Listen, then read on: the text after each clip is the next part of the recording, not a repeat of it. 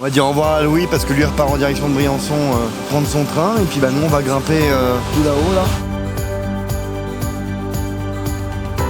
Pour arriver au lac de Roux où on pourra potentiellement poser les tentes et avoir une super vue sur les Queyras. Mais ensuite on s'est aperçu qu'on allait avoir 5 journées avec quasiment autant de dénivelé que depuis le début et aucun ravitaillement possible avant les 7 prochains jours. 2700 mètres et là on se prend une petite saucée. Ouais non là c'était très dangereux. Depuis tout à l'heure on marche sur une route bitumée. Donc c'est à dire qu'on va pouvoir vraiment bien avancer l'étape aujourd'hui. Comme ça on pourra rejoindre Louis mercredi à Saint-Étienne-de-Tinée. Mais bon ouais on va dire que moyenne expérience pour l'Arche.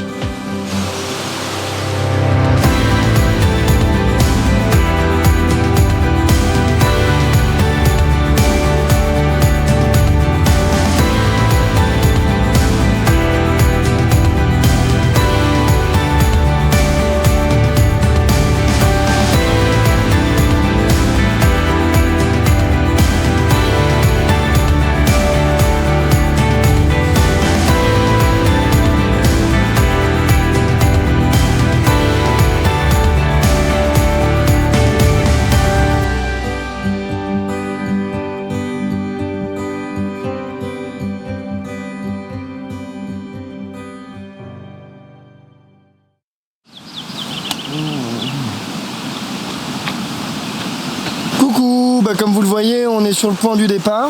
On a bien dormi cette nuit, c'était vraiment agréable. Je crois que c'est une des nuits les plus chaudes qu'on ait eues depuis quelques semaines. Et puis là, on est chaud patate, on a bu nos 2 cafés, prêts pour affronter encore une journée à 2 cols, 20 km, un col à 2007 pour redescendre jusqu'à Bouzieyas. Et ce sera notre plus grosse étape jusqu'à la fin du GR normalement. Comme ça, on pourra arriver demain soir à Saint-Étienne-de-Tinée pour rejoindre Louis. Donc on a vraiment une rage de vaincre pour ces 2 cols, pour réussir notre objectif de la journée. Donc on va y aller, on va mettre les sacs, enfin moi je vais mettre mon sac et on est parti.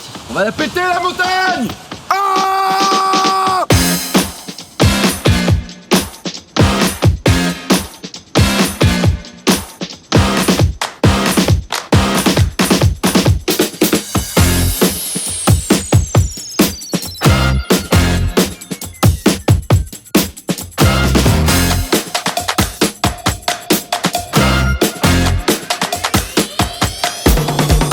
Après manger, ça se couvre, le vent se lève, il caille. Au moment où on a eu le temps de bien profiter du soleil, de faire une bonne digestion. Et puis apparemment d'après le GPS, on aurait fait la moitié du trajet. Donc on va attaquer ça et on est tranquille pour le reste de la journée. Alors vous voyez en fait c'est ça le problème quand on fait des photos et de la vidéo.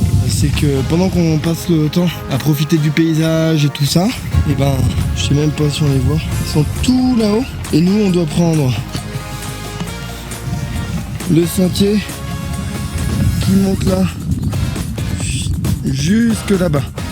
Et en plus ça fait 2 fois qu'on se fait un col à 2007 avec pas les meilleures conditions météo. Mais c'est ça qu'on aime. C'est l'aventure. Yeah.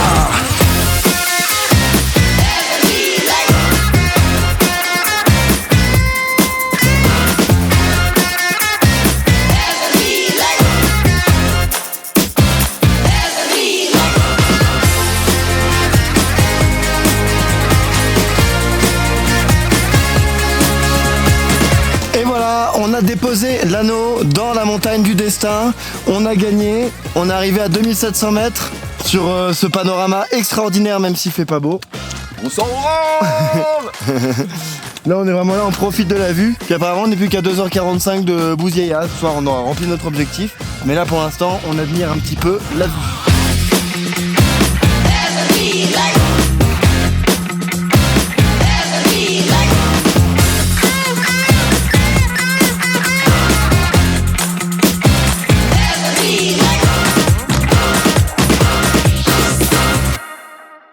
Bah écoutez, on a eu un petit coup de mou parce que le GR il nous dit qu'on avait le col à 2007 qu'on a franchi haut la main. Après on redescendait et qu'il y avait un autre col à 2002. Sauf qu'ils nous ont pas spécialement dit qu'il fallait redescendre à 1008 et remonter à 2260 avant de redescendre encore vers Bouzieyas. Mais on arrive au col des Fourches, on l'a franchi. On arrive enfin à la fin de cette étape qui à mon avis était la plus longue et la plus difficile. Et nous voilà dans le camp militaire des Fourches. Complètement abandonné évidemment, en ruine. Mais là on est vraiment en train de passer dedans. J'ai passé en plein milieu. C'est vraiment cool quand même. Alors, petit moment où on va parler des descentes. Autant les montées sont difficiles pour le cardio et la respiration, autant les descentes sont fatigantes pour le moral et les articulations. Sauf que là, on a un terrain depuis ce matin. Dès qu'il s'agit des descentes, si jamais les chats, ils ont 9 vies, je pense que nous, on a plus de 200 paires de genoux et de chevilles à notre actif. C'est la merde ce terrain. C'est la pire descente du monde. C'est comme un best-of, genre de pire truc satanique que tu peux trouver réuni en une fucking descente. Parce qu'en fait, voilà, on marche dans des cailloux dissimulés dans des fourrés, des hautes herbes, je sais pas si on voit bien. Attends, parce qu'après on voit plus rien. Mais c'est quoi cette merde? Qu'est-ce que c'est que cette merde? On s'est retourné à peu près, je sais pas combien de fois, les chevilles et les genoux, parce qu'en fait, on ne sait absolument pas où mettre les pieds. Parce que dès que c'est une caillasse qui est en pointe, bah la cheville, elle tourne et ça dégage. Donc on marche à 2 à l'heure, on voit le village depuis 1 heure, mais il se rapproche jamais parce que voilà, vous voyez la vitesse de mes pas. Voilà. C'est génial. Heureusement qu'on est bientôt arrivé, putain. Bah écoutez, on est bien arrivé à l'étape de Bouzieyas. Tant bien que mal après ce chemin de merde. Surtout en plus avec la fatigue, ça arrange rien forcément. Mais on l'a quand même fait, on était content d'arriver. Et puis une fois n'est pas coutume, ils ne prennent pas la carte bancaire. Si vous voulez profiter un peu des plaisirs des produits locaux, d'un coca en terrasse, d'une bière, d'un café, et ben retirez tout votre argent en liquide parce que du coup il n'y a rien du tout. Au moins vous êtes tranquille parce que là on totalise une dizaine de jours avec aucun endroit pour retirer de l'argent et aucun endroit qui prend la carte à part un endroit. Voilà, ce sera le mini coup de gueule de la soirée. Mais en attendant, on a marché 23 bornes, ouais, sur un terrain très douteux, bien merdique, mais on l'a fait et on est posé là avec un petit feu et la rivière. On se plaint, mais il y a toujours plus malheureux que nous.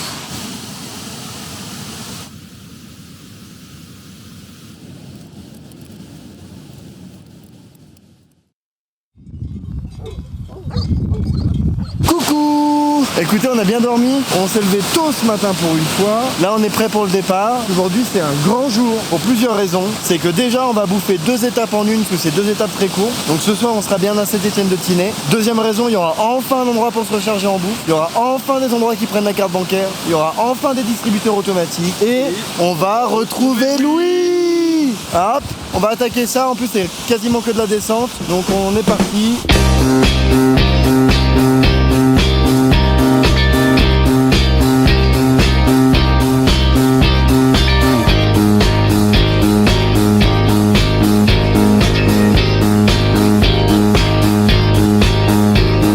Je viens d'arriver à Saint-Dalmas-le-Selvage, 1 heure avant l'heure prévue. Bon, les autres ils ont peut-être un 10-15 minutes de retard. Mais en tout cas, c'est un village qui est vraiment mignon. Je m'attendais à quelque chose de beaucoup plus petit. En fait, on est dans une sorte de mini chef-lieu, vraiment sympa comme tout. Donc on va aller boire un petit café, parce qu'on a bien avancé l'étape. Et puis voilà, on verra bien après. On va manger, je pense.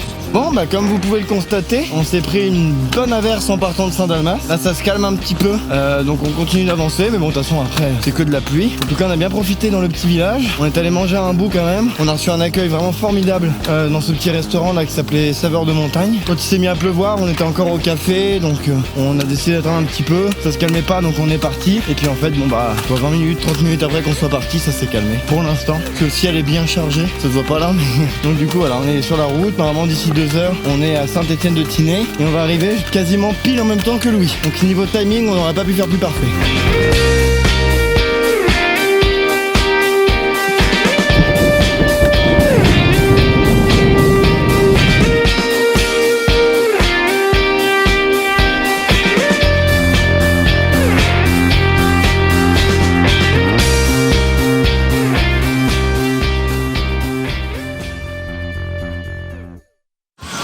Bon bah vous le voyez là dès le matin, la bonne ambiance avec la musique italienne, en plein soleil, on est là tranquille. Hier on n'a pas trop filmé parce qu'on a eu un peu de pluie, on a décidé de se mettre au chaud une nuit là à Saint-Étienne-de-Tinée pour se reposer, recharger bien les batteries avant la dernière ligne droite jusque Menton. Et le plus important, on a retrouvé Louis! Je suis de retour pour vous jouer des mauvais tours. Oui. Voilà, donc du coup hier on a dépassé juste un peu Saint-Étienne de Tinée pour se mettre au bord de l'eau, pour préparer l'étape d'aujourd'hui. Pas une grosse étape, ça doit être 4h30 à peu près jusqu'à Roya. Petit-déj. Voilà, après le bon petit déj là ça va être easy. Et en plus il n'y a pas trop de dénivelé, donc on va y aller tranquillement. On part un peu tard parce qu'on a fait la grasse mat, mais on s'en fout, on y va comme on veut et tranquillement.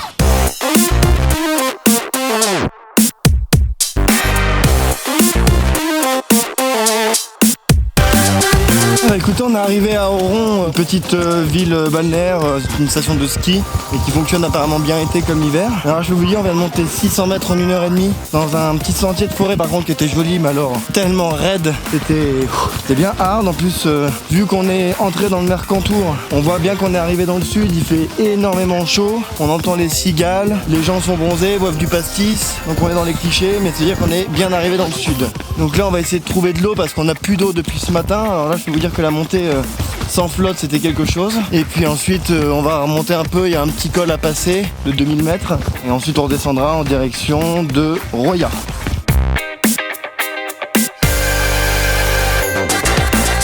Après ce bon petit repas à Oron, on a repris la route vers 16h pour éviter la grosse chaleur. Temps de faire la vaisselle et tout, de remplir les gourdes, on a enfin de l'eau. Sauf comme vous le voyez à la couleur du ciel, il fait bien chaud, on est dans le sud. Et puis là, on est parti pour le col Blénon, on va grimper un petit peu.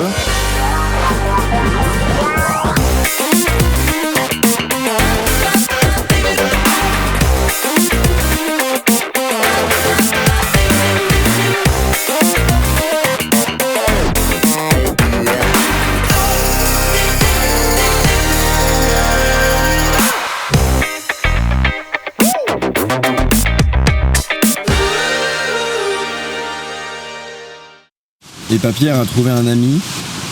Ça tu le manges ça? Il est déjà venu dans nos tentes nous faire des papouilles. Et là maintenant il réclame à bouffer. Donc avec Papierre, l'adorateur des chats, c'est une affaire qui marche. Eh ben écoutez, on est quand même plutôt chanceux parce que déjà après cette belle descente dans ce panorama qui était genre vraiment beau, on est arrivé à un endroit et moi en fait j'avais, sans le faire exprès, parce qu'on a pris des chemins différents, mais une vingtaine de minutes d'avance sur les trois autres. Du coup j'étais assis tranquillement à côté d'une famille qui buvait l'apéritif et en fait au final de fil en aiguille, bah, ils nous ont invités à boire l'apéro chez eux, enfin dehors devant chez eux. Donc on a pu discuter, partager un moment avec eux, ils étaient vraiment adorables, c'était un petit moment qui était fort sympathique et ils nous ont indiqué un coin où dormir dans la petite rivière en bas de la montée qu'on doit grimper demain. Et en fait, bah, non seulement le spot est vraiment bien, je vais vous montrer après, mais en plus c'est un rendez-vous avec tous les campeurs du GR5. Il y a des tentes là, il y a des tentes là, il y a l'ambiance là. Et nous on a la petite rivière en bas. Et demain on part par ici. On peut pas faire mieux.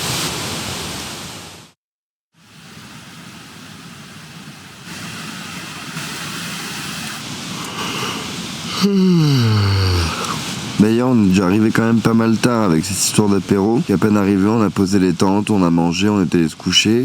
Et ce matin, bah, on a levé tôt comme vous le voyez. Parce qu'on veut éviter les grosses chaleurs, on a 1400 mètres de dénivelé positif à faire. Donc on aimerait bien ne pas faire la montée en plein soleil de midi, histoire de pas mourir, parce qu'on s'en va vers un vaste désert minéral. Donc c'est parti. Je crois que cette fois-ci c'est un des jours où on part le plus tôt. Mais bon bah j'attends encore comme d'habitude les retardataires du matin quoi. Donc là je fais ma petite pause et mon petit bain de soleil en attendant. Et on est parti pour attaquer cette montée bien coriace de 20 km.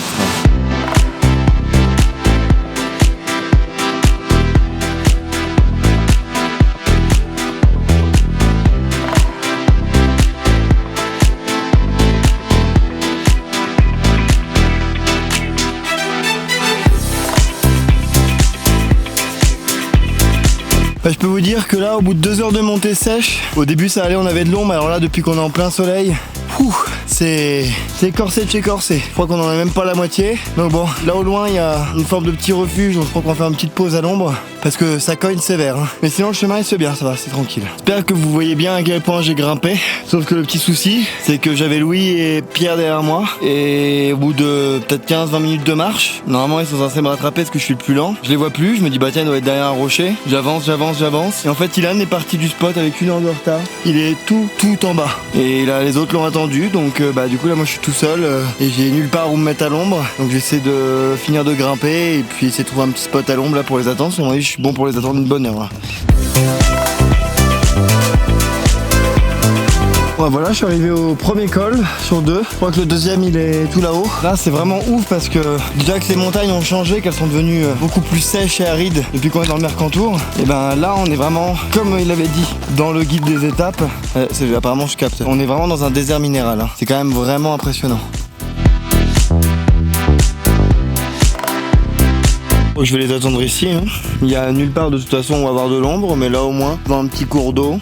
Je pense pas qu'on va la boire, mais au moins peut-être faire la vaisselle dedans et tout. Et puis bah là la route pour monter au col elle est juste derrière. Là. Dans une demi-heure après manger on sera au col. Au moins on aura avalé l'étape comme prévu aujourd'hui, malgré le fait que je sois tout seul là à mon avis pendant plus d'1 heure.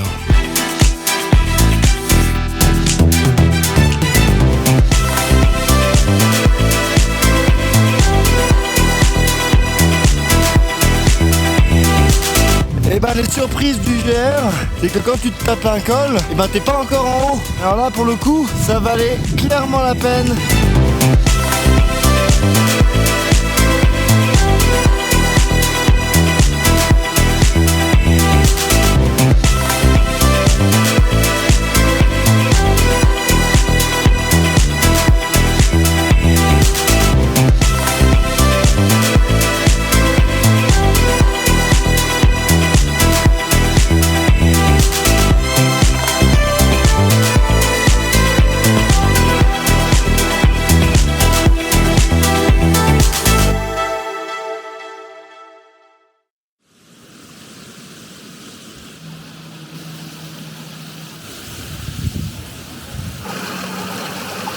Bah écoutez, du coup on n'est pas arrivé jusqu'au refuge pour la simple et bonne raison, c'est qu'en fait le seul point d'eau entre ici et le village de demain, en fait le seul point d'eau qu'on avait c'est ici. Et vu qu'on a quasiment plus d'eau avec la chaleur qu'il a fait aujourd'hui, c'était beaucoup plus raisonnable de s'arrêter avant, mais au moins d'avoir de l'eau à côté de nous. On va pouvoir tranquillement installer les tentes, se faire à manger et puis une bonne nuit de sommeil.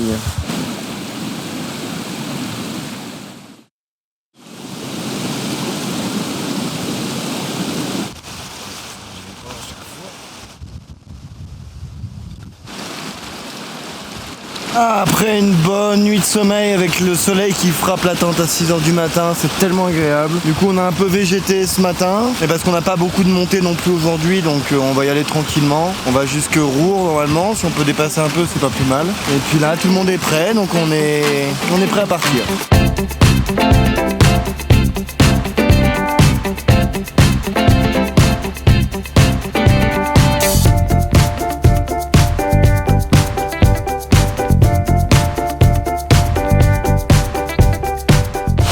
C'est quand même sacrément fou parce que depuis hier, toutes les heures de marche à peu près, le paysage il change complètement. Au début on était vraiment dans cette sorte de plaine un peu aride, après on est passé par ce désert minéral où les montagnes on se serait cru en Islande ou dans les îles Féroé. On a dormi à un endroit où ça ressemblait aussi un peu à l'Écosse ou des choses comme ça. Et là on arrive dans un endroit, on se croirait dans un canyon en Californie, vraiment fou. Par contre je peux vous assurer il fait bien chaud. Hein. Mais là on est presque en haut déjà, donc ça va y aller tranquillement. Après c'est plus que du plat et de la descente, donc on va manger après. Et puis voilà.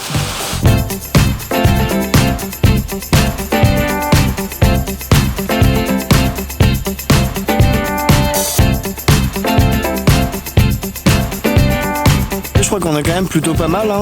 On est là au bord d'une petite rivière, en plein soleil, à manger des bonnes saucisses avec des pâtes, un beurre à persil. Et en plus, il y a des gens adorables qui nous ont laissé toute leur fin de course parce qu'ils reprenaient la voiture ce soir. Donc on a encore plein de trucs, du fromage, du saucisson, du muesli pour demain matin. On est bien.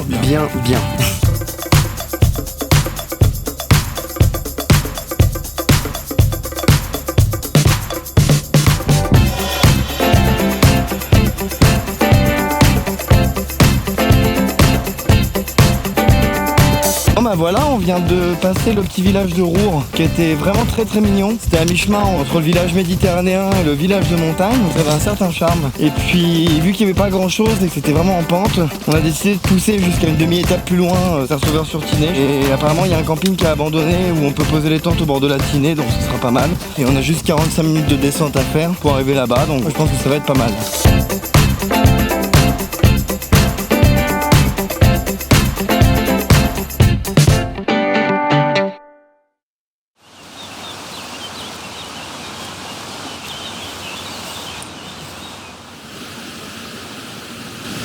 ben coucou, on a bien dormi à Saint-Sauveur-sur-Tinée, au bord de la rivière et tout. On a pu prendre une bonne petite douche. Je trouve que je sais pas si c'est à cause de ce qu'on a mangé hier, mais ce matin, Papy et moi, on était détraqués. Un peu détraqué on va dire. Donc on va se poser à Saint-Sauveur tranquillement et puis de toute façon là on est sur la route du GR donc ça va. On va aller jusqu'à Reimplat, on a 2 heures de montée puis ensuite on verra ce qu'on fait dans la journée.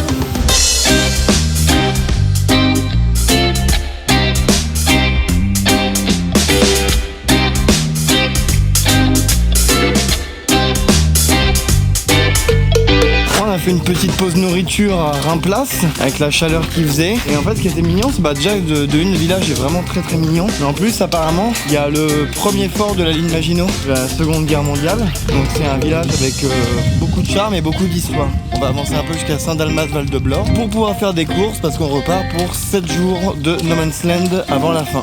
Bon bah là on se trouve normalement à côté d'un des gros effondrements de la montagne qu'il y a eu après la tempête Alex en octobre 2000 de l'année dernière. Et on voit que ça a fait quand même pas mal de dégâts mais ce pont là a tenu bon, ça s'est pas mal effondré un peu partout.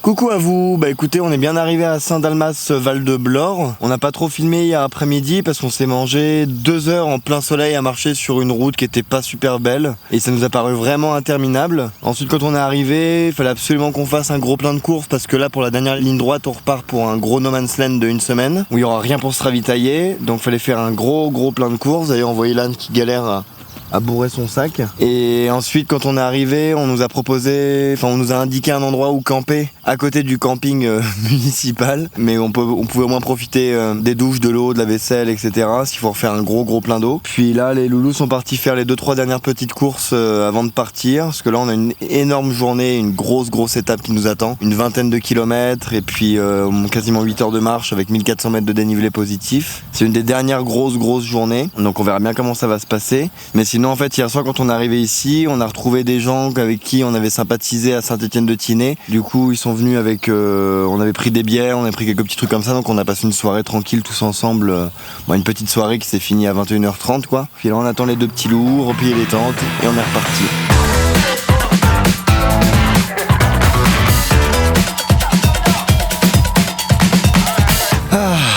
Quelle belle montée en plein soleil. Je pense que vous voyez à mon visage que je suis dégoulinant de sueur. En vrai, elle se fait plutôt bien. Ça fait 1 heure et quelques qu'on monte. Ça monte quand même bien sec, mais ça se fait. Je pense qu'on est à peu près à mi-chemin du col déjà, donc c'est plutôt pas mal. Sauf que le petit truc qui me fait rire, c'est qu'on n'avait pas trop pensé. C'est qu'au final, vu qu'on a 7 jours de course à avoir, et que moi déjà avec les 6 kilos de matériel vidéo, et ben mon sac il pèse déjà plus de 20 kilos sans avoir de nourriture. D'habitude c'est les autres qui prennent un peu la nourriture pour compenser un peu le poids. Sauf que là 7 jours de course à 4, il fallait se le répartir. Du coup moi j'ai récupéré le sac isotherme avec tout le frais. Il doit faire 4 ou 5 kilos. Du coup là mon sac il dépasse les 25 kilos à mon avis. Et c'est vraiment pas bon. Normalement on doit pas dépasser entre 15 et 30% de notre poids total. On va pas se le cacher, je fais un peu moins de 65 kilos, donc 25 kilos on est plus proche des 45% de mon poids. Donc ça tire un petit peu. Mais ce qu'il faut se dire c'est que plus on va avancer et plus le sac sera léger. Donc ça c'est plutôt pas mal. Mais pour les dénivelés d'aujourd'hui, c'est plutôt chaud.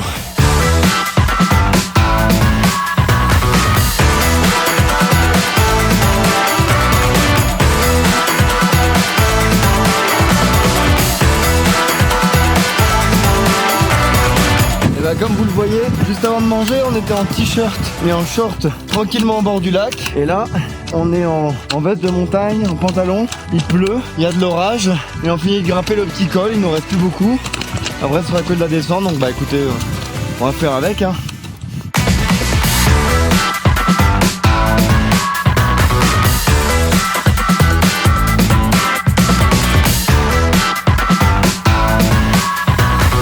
On a bien passé le col du Barne sans trop de problèmes malgré la pluie. Et on a de la chance, la pluie s'est à peu près calmée. Donc du coup on est en train de redescendre tranquillement en direction de Boréon. On a encore un autre petit col à passer mais un peu plus bas. Et puis là normalement du coup on devrait possiblement réussir notre étape d'aujourd'hui.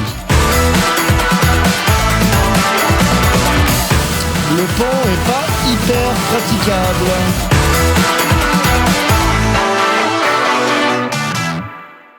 On a passé notre 4e col de la journée qui était tout petit mais c'était un col quand même. Le col de Salaise, bah si Papierre est raciste des petits cols en fait. Dès que ça fait en dessous de 2007, il aime pas. Et en fait, on avait remarqué déjà sur l'avant-dernier col que tout était détruit par des éboulements à cause de la tempête Alex en octobre. Et là, en fait, le sentier du Gers qu'on devait prendre pour descendre, et ben, il est fermé au public. Il y a peut-être moyen de le prendre, mais il paraît que ça risque d'être un peu dangereux, puis les sentiers pas trop praticables. Et bon, entre 5 km sur les sentiers ou 6 km sur une route comme ça, on a dit que bon voilà, hein, on va descendre par la route. Et normalement, ça veut dire que dans 1h15, on arrive à notre étape. Il sera 20h quand on y sera. Mais on aura réussi nos 25 km de la journée, nos 4 cols et notre étape. C'est pas beau ça.